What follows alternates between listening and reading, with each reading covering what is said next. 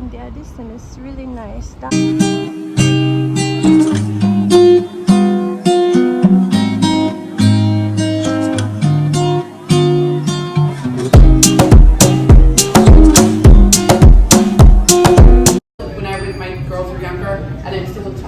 Those are my friends.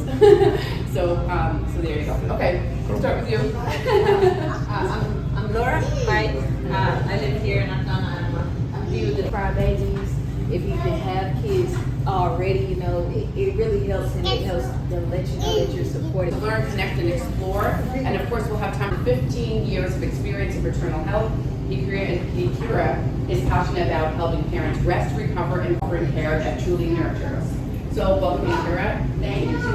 Thank you so much. Baby is first born. Their stomach is about the size of a cherry. It's very small. So they actually have to eat very frequently. That looks like about every 2 hours to every 3 hours. Sometimes if you're exclusively breastfeeding, they may want to latch every hour, okay? And that is totally normal. There are some things that you can do and your support person that kind of help with that period. You're going to be tired, okay? You are just going to be tired. Two things that I like to tell my parents to do are, there's a snooze switch method. So if you can remember snooze and switch, that's where you're gonna break your time periods up into about 4 hours, okay? So parent A or support person 1 is gonna take those first 4 hours, they'll do all the care for the baby, and then at whatever time you guys decide on, you're gonna switch, okay? And when you do that switch, parent B or that second support person is gonna use that time to get rest. That's not the time we're washing clothes, that's not the time we're cleaning the kitchen, we're actually sleeping during that time, okay? The second option that I tell my parents to try is called full reset. Full reset, okay? So one parent will take the full 8-hour shift one night, and then the next night we're gonna switch. That can be a little bit difficult to do when you're breastfeeding. The snooze switch method may help a little bit more when you're breastfeeding. Naps, power naps, 20-minute naps here or there. They make a big difference. I'm sure my moms in the room that have had a kid before can attest to that. They make a big difference. If you can get in little 20-minute naps, power naps we like to call them here or there, that adds up to about 1 to 3 hours a week of extra sleep, okay? Sometimes when you're running low on fumes, you haven't had enough sleep, your hormones are all over the place because you just had a baby, it makes all of your brain is telling us what's going on. I need rest. The brain is like, what's happening? And so there are those little things, those little micro naps will help kind of manage those big emotional swings that you have sometimes after you have a baby. Some other things. First 4 months, we're trying to get baby into kind of good sleep habits early at night. We're gonna have dim lighting. We're gonna check the diaper. We're gonna feed. We're gonna burp. We're gonna put the baby back down to sleep. Okay. That kind of gets baby into the habit, those healthier sleep habits, and that'll help once baby gets a little bit older. Okay. So that sequence again is we're gonna dim our lights. Okay, because that makes a big difference, right? If we have bright lights on, it's hard for baby to settle. So we're gonna have dim lighting. We're gonna check our baby's diaper. We're gonna feed. We're gonna burp. Put the baby back down to sleep. Kind of get into that rhythm. Kind of get into those predictable behaviors. Okay. And Lullaby Care Collective is always there to help. We have registered nurses. The registered nurse will actually come in the middle of the night. They'll help you with your baby. If you just feel like I can't go any further, that's okay. It's normal. It's okay. It's okay to reach out and ask for help. And we're there to help you if you need help. Thank you so much. Thank you, Ikira. Does anybody have any questions? I have preeclampsia. Yes. And that can persist postpartum. Yeah. We actually, moms can get very sick postpartum as well. So me as being the midwife at Lullaby, I actually do consults. And so if you're at home with your baby and you're feeling unsure and you need to reach out, you can reach out to me as a midwife and say, hey, this is what I'm feeling. Or I have had sad. I've just been feeling sad and anxious, and I'm not sure if that's normal. Okay, we can have that discussion as well. Amazing. She's a former foster care kid who transformed from in the store and got her again. Oh yeah? That's so fun. You all the friends that you made. So exciting. Project to book all the baby noise. So I'm so excited to be here. This is such an honor. You guys are all in a special time in your lives, whether you're expecting your first baby or you're expanding, and it's just a beautiful moment, right? But one thing that I found, I'm a mom of 3. I have a 9-year-old, 7-year-old, and a 4-year-old. I always have to think because I still have mom brain like a decade later. Meaning, like, you just start forgetting things. But what I found was I did everything to have a baby. Oh, I worked hard to have a baby, right? And I went to all the specialists. I did everything. I hired a doula, which I highly recommend to help you give birth. I did all of that. Then when I had my baby and they placed her on my chest, I was like, oh snap, what do I do next, right? I took the lactation classes, did all that, but it went up my brain when she laid on my chest. And I went home, and I kid you not, for 3 days I did not sleep. I couldn't sleep. I was just like, what do I do? The baby's waking up every 2 hours because she had acid reflux. Like, how am I supposed to function? I'm only sleeping 2 hours when my husband comes home. Like, this is wild. And so I called my pediatrician, like, do you have a pill? Like, what can I take? And she was like, oh, I'm sorry, there's not much we could do for you. And that's when it hit me, like, moms can easily get forgotten. Dads especially, you can get forgotten, but you are well needed. And so in the sleep process, when it was time for me to return to work after my maternity leave, I was like, okay, I'm getting 3 hours of sleep a day. Okay, so that's better, but how am I supposed to be a journalist? I was writing for broadcast news. How am I supposed to function and do everything with 3 hours of sleep? And me and my husband was like, this is unsustainable. You can't do this. And there was not a lot of help. So we created a system and a methodology that has worked for all 3 of our children.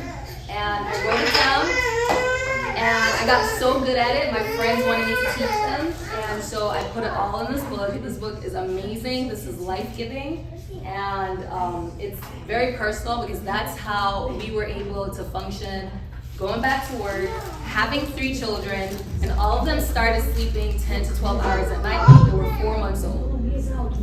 So if you're expecting your first baby, you're not even understanding what I'm talking about right now. Like the lack of sleep, you're like, oh, that's in theory.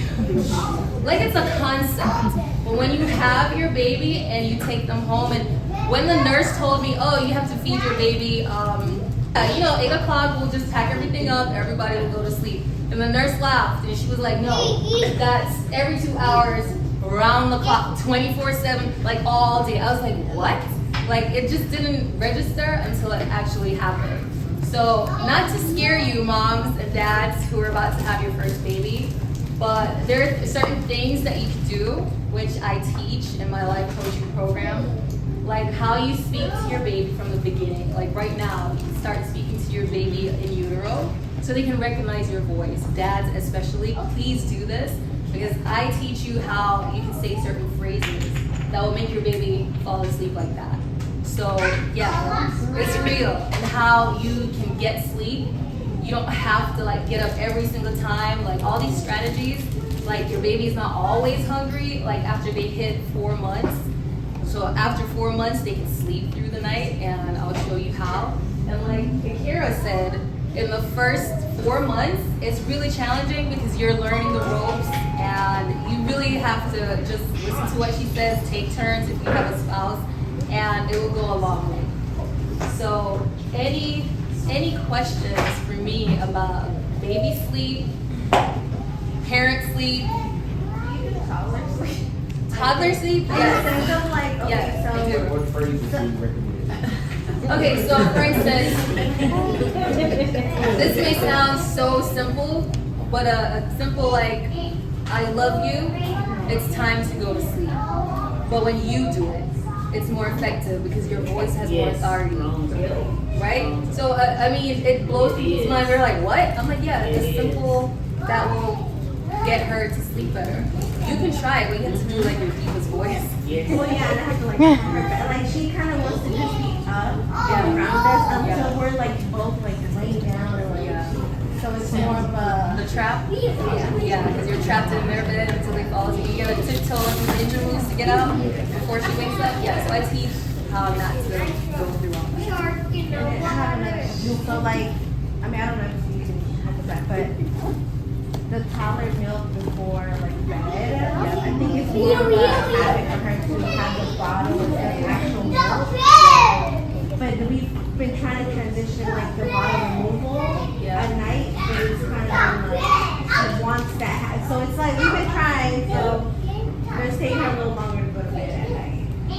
Yeah, so the thing is, the sooner you start teaching healthy sleep habits from day one. So the day that you take your baby home, there's certain things you can start doing. Like for example, having a set bath time. You're thinking, oh, it's no big deal. Yeah, it is a big deal, right? So that's to like keep the routine going. So even when she's a toddler, like just how you put things together in a routine will help her know it's bedtime.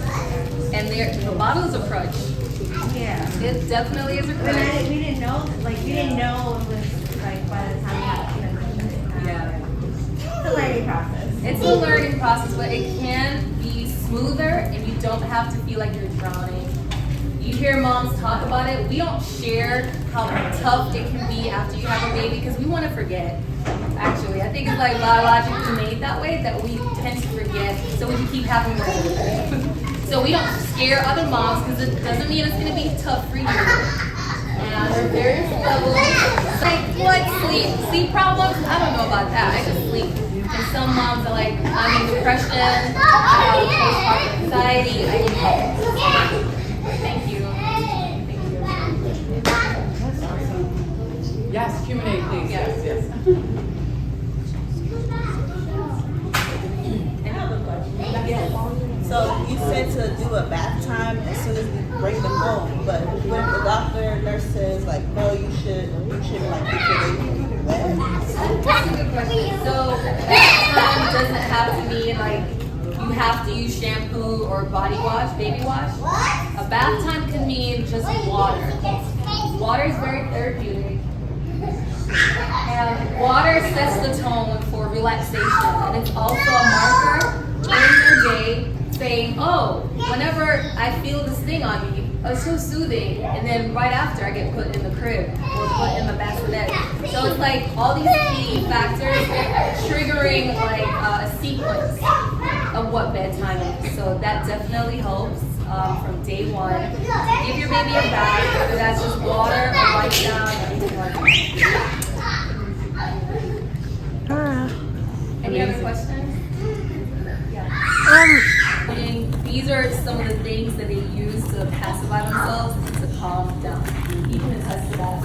And then it's like you don't have to fight it in the beginning. If it continues and you're noticing that it's causing other issues, then you can look into therapy and other ways to like talk them into it, distract them to do other things. Yeah, cause she's 4 now. Yeah, it's reducing though. It's reducing. Yeah. Gradually. That's Yeah. it. How old is she? She's 4. Okay. But yeah, Gradual little steps that big. yeah. Thank you.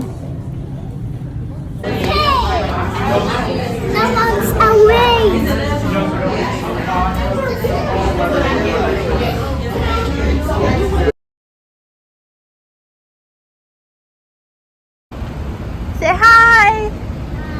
How are you guys? Did you have fun? Yes. Okay.